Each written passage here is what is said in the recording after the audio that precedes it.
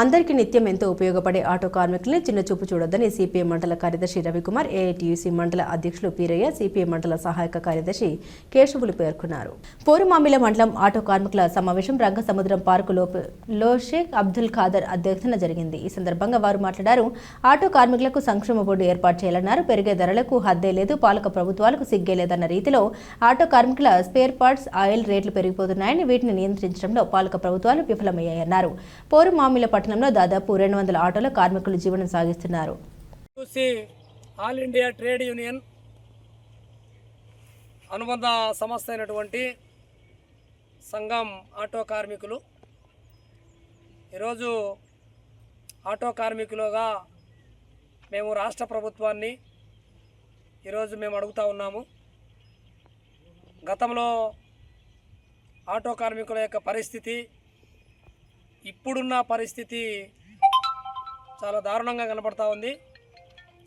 ప్రతి ఆటో కార్మికుడు ఒక ఆటోను కొనుగోలు చేయాలంటే ఫైనాన్సియంగానో లేకపోతే వడ్డీకి తెచ్చుకోనో డబ్బులు పెట్టి ఆటో కొనుగోలు చేసి దాన్ని జీవనోపాధి కోసమని వాడుకోవడం జరుగుతూ ఉంది. అందులో ఈరోజు ప్రతి ఆటో కార్మికుడు రోడ్డు మీద తన జీవనోపాధి, తన కుటుంబాన్ని పోషించుకోవడానికి ఎంతో కృషి చేసి ఈ ఆటోను తెచ్చుకోవడం జరిగింది. అయితే గతంలో ఉన్నటువంటి ఆటో వాటిపైన ఉన్నటువంటి ఇన్సూరెన్స్ కానీ లేకపోతే ఎఫ్సి కానీ పొల్యూషన్ కానీ చాలా తక్కువగా ఉండేవి. ఇప్పుడు ఈ కూటమి ప్రభుత్వం వచ్చిన తర్వాత ఆటో వాళ్ళ మీద పెనుభారం మోపడం జరిగింది. కనీసం ఆటో కార్మికుని ఈరోజు ఒక ఎఫ్సి చేయాలన్నా లేకపోతే ఇన్సూరెన్స్ చేయించుకోవాలన్నా కానీ అది కష్టమైన పరిస్థితి కనబడతా ఉంది.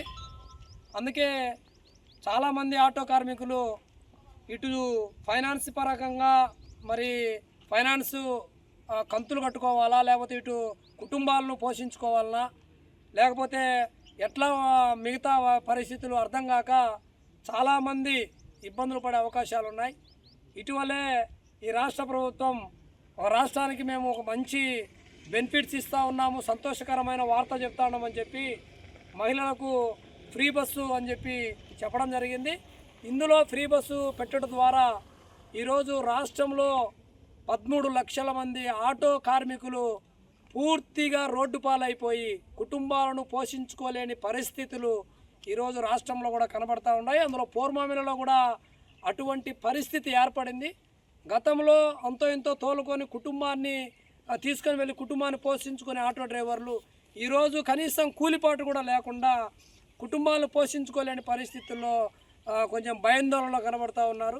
మేము ఒకటే రాష్ట్ర ప్రభుత్వాన్ని అడుగుతూ ఉన్నాము, ఖచ్చితంగా ఆటో కార్మికులు ఆదుకోవాలి. ఆటో కార్మికులకు పిఎఫ్, ఈఎస్ఐ ఇవన్నీ కూడా అడగాలని మేము గతంలో అడిగాము, పెట్టాలని. తర్వాత ఆటో కార్మికులకు సంక్షేమ బోర్డు ఏర్పాటు చేయాలని మేము అడిగాము. తర్వాత ఆటో కార్మికుడు ఎవరైనా సరే అది ప్రమాదవశాత్తు లేకపోతే అనారోగ్య పరిస్థితి ఏర్పడి చనిపోతే ఆ కుటుంబానికి ప్రమాద బీమా కింద కూడా మేము ఇవ్వాలని చెప్పి కూడా గతంలో మేము అడిగాము. ఏమాత్రం కూడా రాష్ట్ర ప్రభుత్వము ఆటో కార్మికుల పట్ల ఏమాత్రం కూడా ప్రేమ చూపకపోవడం అనేది చాలా దారుణమైన పరిస్థితి.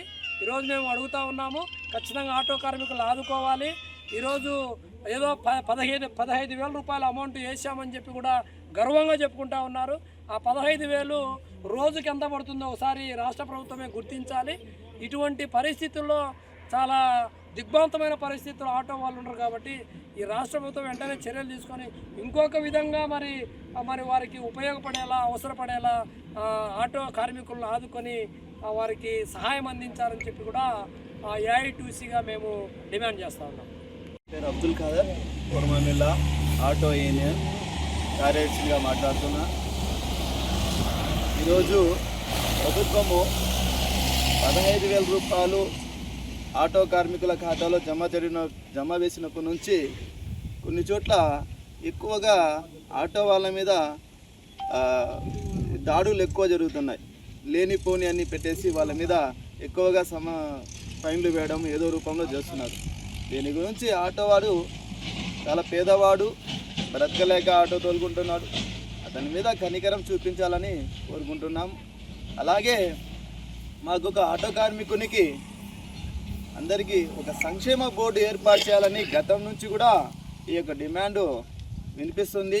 దాని గురించి ప్రభుత్వం సానుకూలంగా స్పందించి మా యొక్క సంక్షేమ బోర్డును ఏర్పాటు చేయాలని మా యూనియన్ తరఫున తెలియపరుస్తున్నాం.